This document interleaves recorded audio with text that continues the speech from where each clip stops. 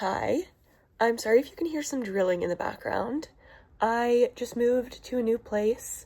I also just woke up, which you can probably tell by my voice, and I've got a little bit of a cold. I just moved into a new place. I'm only going to be here for a few weeks. I'm just subletting, but it's nice to have my own space. Since I have the day off today, I wanted to give you a little tour of the best bookstores in London. When I first moved to London, I was trying to get just kind of any job until I figured myself out a little bit more, and I applied to a lot of bookstores. Most of them weren't hiring, but it does mean that I got a pretty good tour of London's best bookstores at the very beginning, and I want to share that with you. So my plan is to just take you to some of my favorite bookstores in London. I'm going to have a whole mix of them, some independent, some secondhand, some more traditional chains and stuff. And yeah, I just wanted to give you a little guide of the best bookstores in London.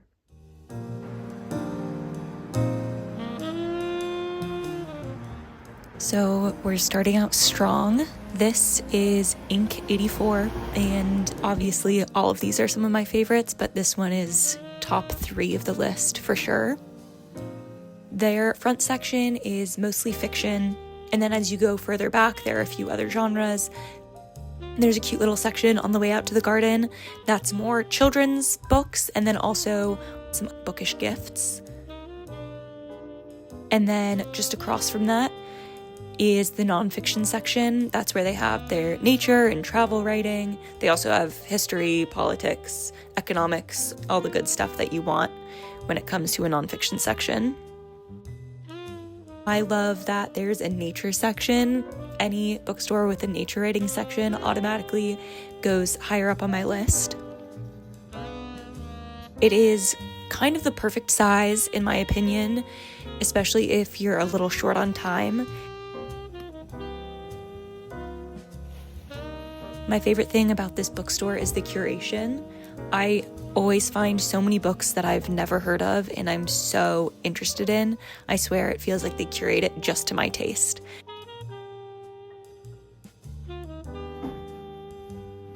It's also a little cafe, and they have these really cute blue tables out front along with the garden in the back, so you can take out a drink and read your new book.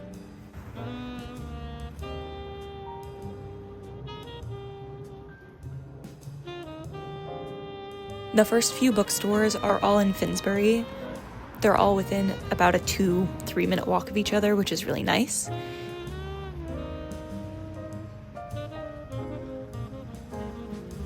The next bookstore that I made my way to was about a 2-minute walk down the road. It's called House of Hodge, and it's a charity bookshop. All of the books are used. There are a ton of books on the outside, and then when you walk in, it's pretty small, but it is wall-to-wall books.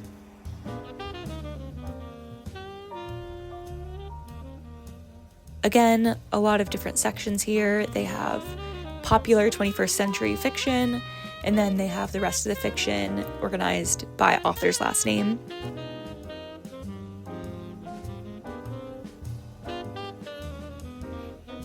Everything is pretty crammed in there, and so it can feel fun looking for a gem.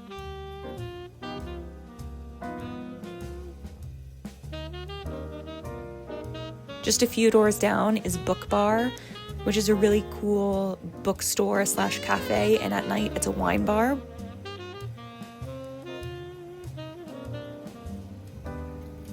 The owner, Chrissy, is there all the time, and she's really awesome. She's really nice and talkative and is always happy to give you book recommendations. They also just opened a location in Chelsea, which I've never been to, but it seems like a bigger space. BookBar is pretty small, but it's cozy. They also have some book clubs, and again, they have pretty good curation. They have a lot of popular books. So while Ink 84, I always learn about books there, at BookBar, they always seem to have the most popular books. I bought a coffee here and sat and did a little bit of writing, preparing for an interview that I had later that day.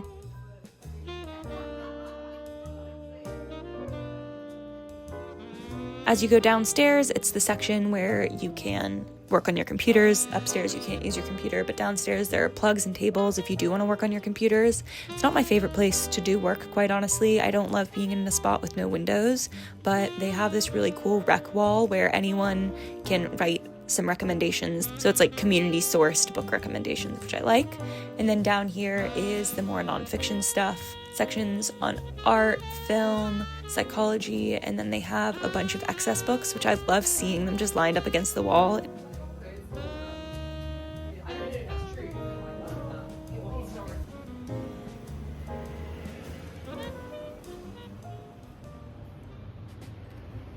After Finsbury, I went a little more downtown, a little south of King's Cross, kind of towards Soho. I started at Skoob Books, which is another one of my favorite secondhand bookstores.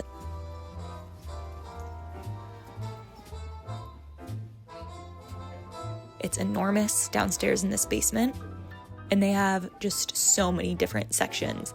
They have books in a bunch of different languages. They have a ton of nonfiction, biographies, science books, politics, finance, just kind of everything you could ever dream of. It's all organized by author, but it can definitely get a little disorganized in there. So if you like hunting for gems, this is the place to go. It reminds me of one of my undergrad university libraries. It does have that feeling of all of these books have been used and loved, and I love that. They also have a bunch of sheet music and postcards, a huge poetry section. One of my favorite walls is all of the old Penguin classics.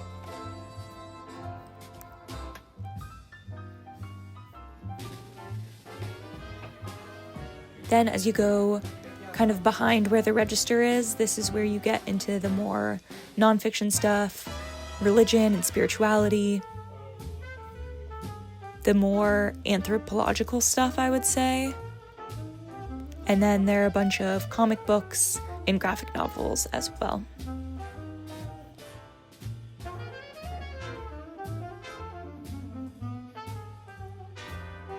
Just around the corner is Gaze the Word. It's another independent bookstore, and it's focused on queer literature. I love how diverse the queer literature is here. If you're looking for something that isn't just cis queer lit, this is definitely the place to be. There are so many different genres, from sci-fi to horror to romance, gothic, witchy. And they have whole asexual, trans, demisexual sections, so it really goes beyond the queer fiction that usually is represented. And they have a lot of queer zines there as well. Something that I had never seen before is this little pay it forward donation area where you could donate a certain amount of money at the front of the store, and then they put it on these book tags and you can just take one, bring it to the front, and use it towards a book. Again, there's nonfiction, plays, poetry, and then they have an area of like badges and stickers.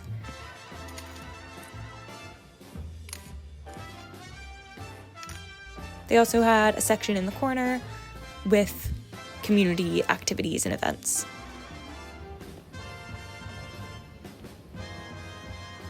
My final stop of the day was another used bookstore. Oxfam is a charity shop. They have a lot of just general charity shops, but they have specific book and music stores as well. And my favorite one is in Islington. They have a whole section on book talk and Bookstagram favorites. The rest of this wall is just general fiction and some cookbooks. The fiction is all alphabetical and it's really well organized. Right across is the literature section, so it's more like classics, older books. And then my favorite section is the nature writing, travel writing, and essays in literary criticism. Around the corner is a lot more nonfiction, some more antique books. There's another bigger travel section, but it's not creative nonfiction, it's like guidebooks and hiking books and stuff like that. There are also plays and poetry in this section, and some music as well. It's a pretty big bookstore. They have an upstairs section, which has the sci-fi and fantasy, the crime fiction. They also have some foreign language books. Of course, I also love that all the profit is going to a good place. Then I took a little break and flipped through the 2 books I got there, because it's really hard to resist when they're all under £4.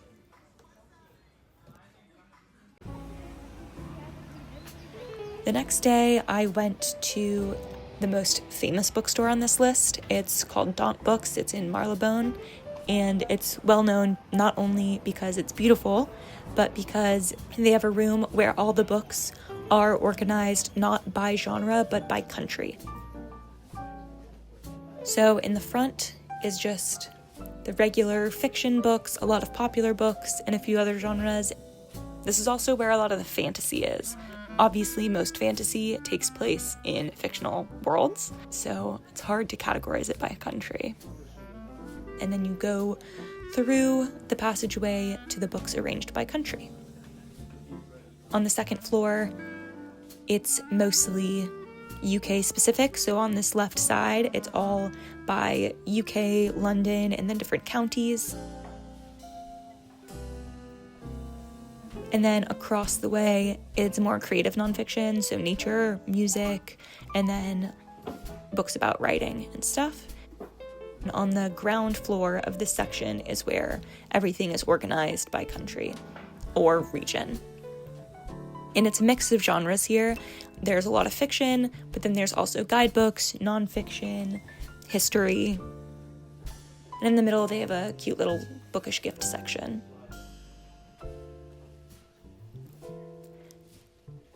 And then there's a third floor. If you go downstairs, that's where most of the non-European regions are.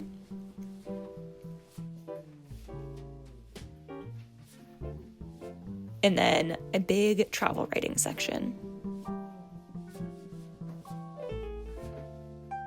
It's really cool being able to go to a specific country you're interested in. This place is really big. It's really beautiful. I could have spent so much more time in there, but it was quite busy.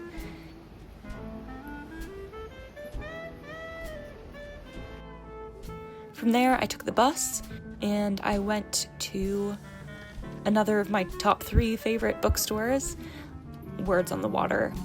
It's a little boat set up on the river, just full of books. Last time I was here, there was a little cat in there as well. They have a section of some of the most popular books outside, along with a secondhand crate. Inside, there are more new and secondhand books. Again, they've got some really great sections, a lot of fiction, children's books, nonfiction, secondhand, poetry, etc.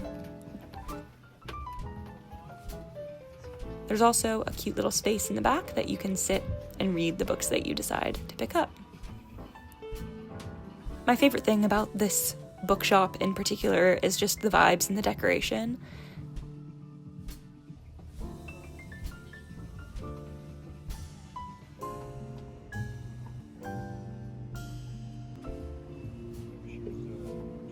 That afternoon, I went to West Hampstead to go to my final bookshop of this tour. It was honestly also an excuse to talk about my favorite Thai place in the city, Tuk Tuk Thai, and I finally ended at my last stop, which was House of Books. By this time, the weather had gotten really bad, but there's nothing like exploring a cozy bookshop in the rain.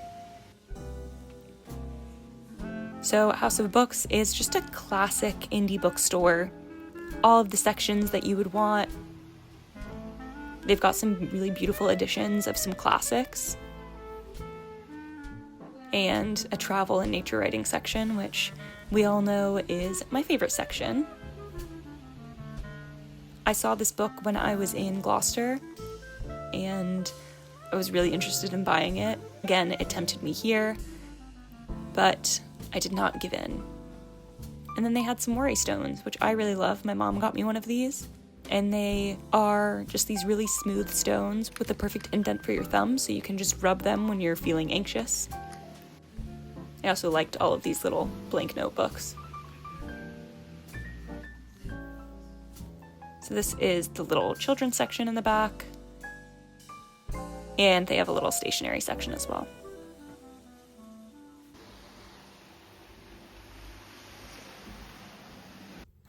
Hi, I've just been out visiting some bookstores for this video, and I just got back. It's Yom Kippur, so I was fasting, but I felt like I was gonna rip someone's head off, so I had a cheese stick and some matcha. So I'm feeling a little bit better. Anyway, that's all I had to say, that if I'm a little low energy, it's because all I've had today is a cheese stick and some matcha. And you can blame the Jews for that.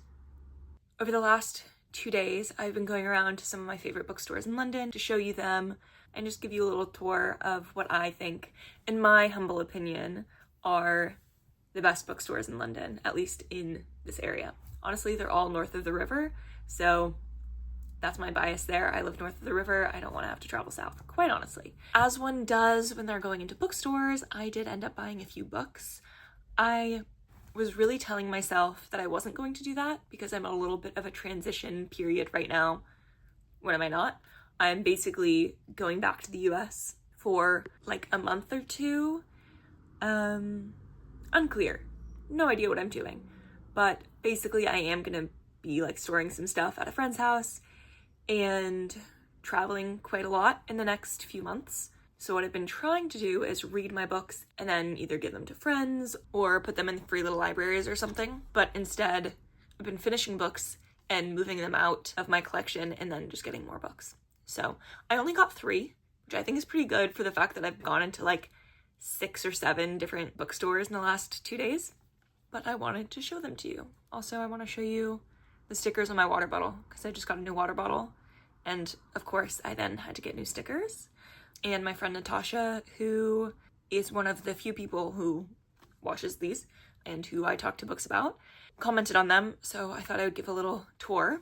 So I have the happiest when reading sticker, which my mom got me because she likes books too. And then I have everything bagel, New York Bagel and Cafe from when I was in New York.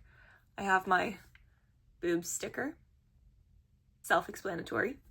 And then I have my favorite, which is Stregonona with Girl Dinner. I don't know if anyone else read Stregonona growing up, but it's a classic. Speaking of Stregonona, I'm going to mention her in another video that I'm planning talking about bookish Halloween costumes. So hopefully I get that up before Halloween. Anyway, so the books that I bought, I'll start with the only one that I bought full price. I bought this at Ink 84. They gave me a nice little bookmark. It just caught my eye. I'd never heard anyone talking about it. It just looks like my type of book. And then at Daunt Books today, they have a whole display about it. So that's probably a good sign. It's called Slanting Towards the Sea by Lydia Hilje. I hope that's how you pronounce her name. She's Croatian, and this is her debut novel. And just look at that. This is exactly the type of thing I want to read. It looks like sad girl European summer book, which is my favorite, even though we are no longer in summer. I'm of the unpopular opinion on BookTube anyway, that summer is the best season. I love fall. It's a close second, but summer is my time. I love when it's warm. I love when I can be in the ocean all the time. So stuff like this really piques my fancy. Let's see. It says, that's someone ringing the doorbell. Okay. It says, while we were together, Vlaho and I joked that we had more anniversaries than Croatia had islands. Ivana and Vlaho meet as students at the turn of the millennium in Zagreb. Everything smells of freedom and possibility. Red Hot Chili Peppers are pumping through the speakers of a bar in the city center, and cheap beers overflowing. Newly democratic Croatia is alive with hope and promise. They fall in love instantly. A decade later, Ivana has returned to her childhood home in Zadar to look after her ailing father. She and Vlaho are divorced, yet she finds herself welcomed into his family life by him and his wife. But when a new man enters Ivana's life, the trio's carefully curated dynamic is disturbed, forcing a reckoning for all involved. It says, Slanting Towards the Sea explores what it means to come of age in a country younger than oneself, as it sets a sensual, decades-long love story against the wild beauty of an emerging Croatia. The other two I bought at one of the Oxfam music and bookstores. There are a ton of them, but my favorite is the one in Islington because it has a whole section on nature writing. So one I got from that section is called Wild Swimming by Daniel Start. 300 Hidden Dips in the Rivers, Lakes, and Waterfalls of Britain.